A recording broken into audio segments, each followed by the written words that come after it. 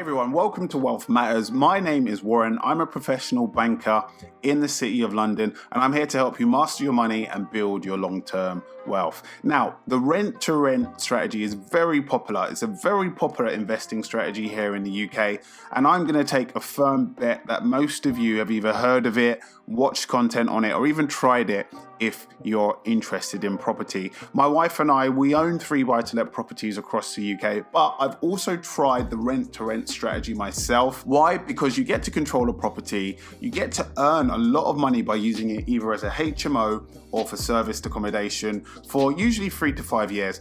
And best of all, you don't have to save for a deposit. That's a real appeal of the strategy. It's no money down, the perfect strategy, right? Yeah. Well, guys, today you're going to get an honest and balanced opinion and assessment from me on whether this strategy is worth pursuing and all of the risks and the costs that you need to be aware of. Because not enough people talk about that side of the equation, guys.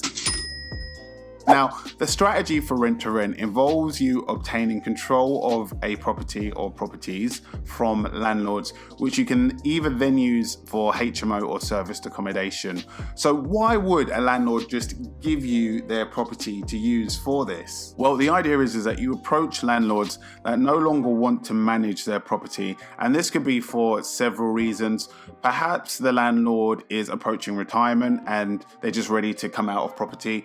Perhaps it's a landlord who's been struggling to find tenants for a long period and they got voids and lots of debt accrued and they really need someone to step in. Perhaps it's a landlord who's had difficult tenants in the past and they just want to get out of property. Perhaps it's a landlord who's looking to move away, move country, move for a job, and they won't be able to manage that property going forwards. So you approach these landlords like a knight in shining armor. You rock up on your horse, you sweep them off their feet, and you're going to take their property and you're going to manage it for them and you're going to pay them a guaranteed rent for a fixed period. This is a real value to the landlord. It's that guaranteed rent.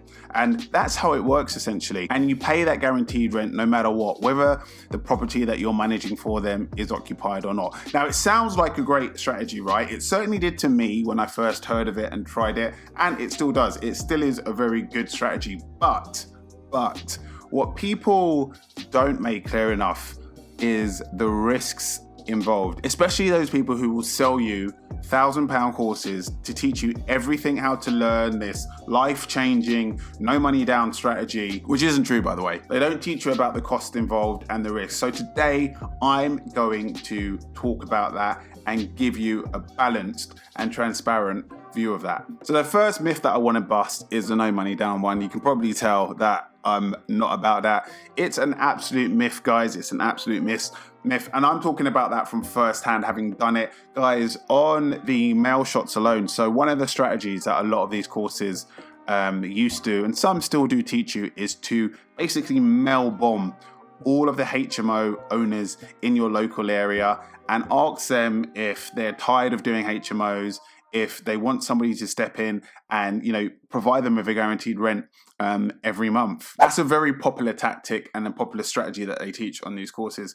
Guys, you're going to literally, I think all in all, I probably sent letters to about 1,000. Yes, 1,000 landlords. And out of that, in terms of leads, I probably got about 20 or 30. So you have to send information or contact a huge amount of landlords. That takes time, that takes energy, that takes a lot of letters being printed, put into envelopes, stamps being put on them and carried to the mailbox and posting. That alone, guys, just that mail shot is a huge amount of effort, and it's going to cost you hundreds of pounds to do that. And that's before you've even got a deal, guys.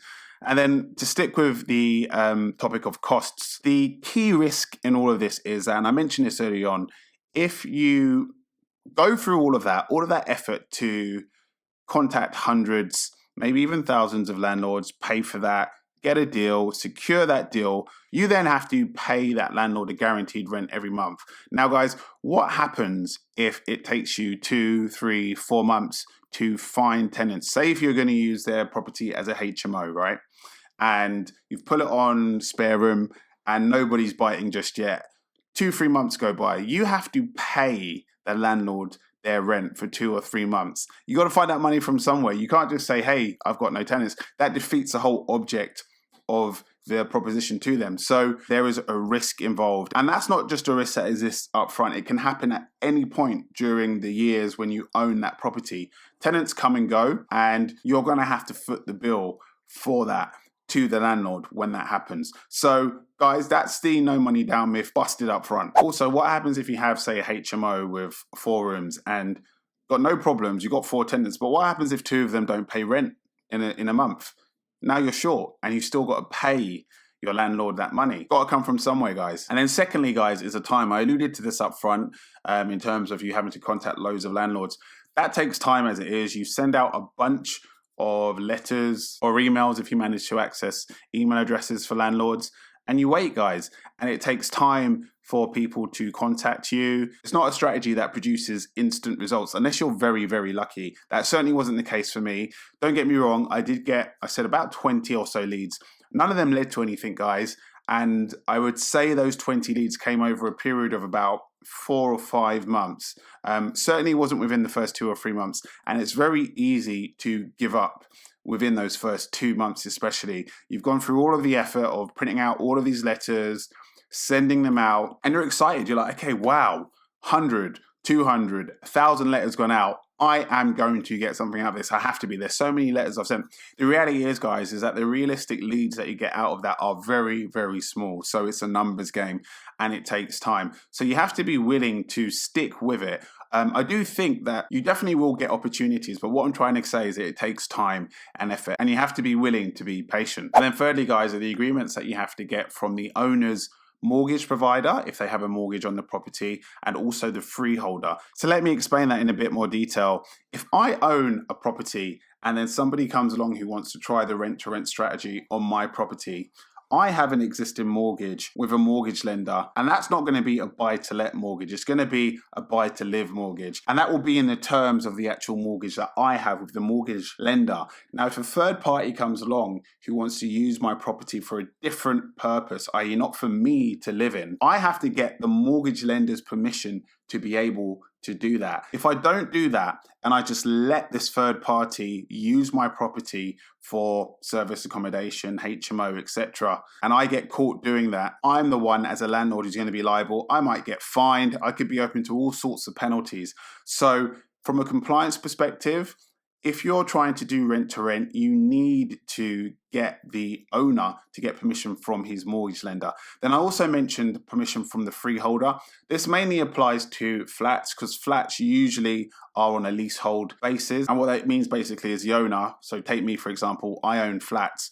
I'm not the freeholder. Somebody else, usually a company, owns the land that the flat is built on. So as a purchaser of the flat, I have what you call a lease with the freeholder. And in that lease, again, there are certain terms and conditions. There are certain things that I'm allowed to do and not allowed to do. One of them is subletting. So again, if a third party wants to come and use my flat for service accommodation, say, I need to get permission from the freeholder to be able to do that. And the reality is, a lot of the time, the freeholders are not willing to do that. Sticking with compliance, if you're using the rent-to-rent strategy, you also have to have insurance in place, some type of indemnity insurance that's going to protect you. So if you, for example, are using an owner's flat for service accommodation, so there's people coming in and out of the flat for, say, Airbnb every other weekend. If somebody gets injured in that flat because, say, there was a problem with the electricity, you need to have some sort of insurance in place to protect you if a claim was going to be made by either the injured party or the actual owner of the flat. So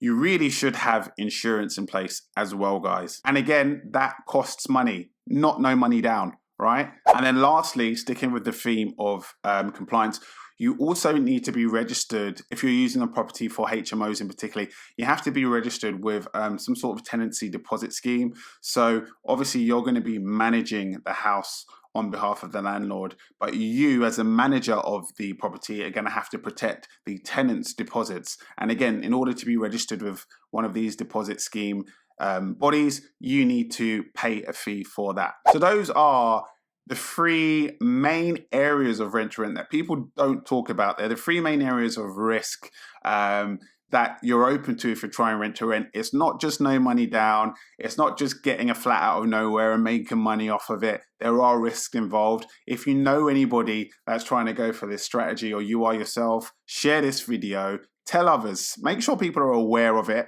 Guys, it is a good strategy. It absolutely works, but be aware of the risks and be able to manage them appropriately. Hope this video was useful, guys. I'll see you soon.